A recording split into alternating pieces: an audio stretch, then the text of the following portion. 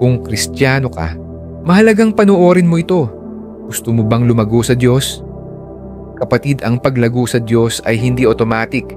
Kailangan itong paghirapan at pagsikapan. Sabi sa 2 Peter chapter 3 verse 18, patuloy kayong lumago sa kagandahang loob at pagkakilala sa ating Panginoon.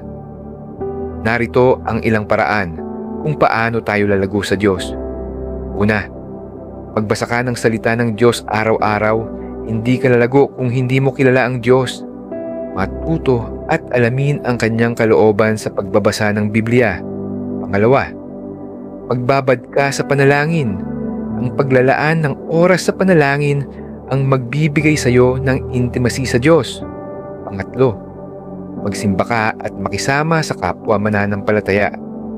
Lumalakas tayo kapag kasama natin ang mga taong nagmamahal din sa Diyos. Pang-apat, huwag kang mamuhay sa kasalanan.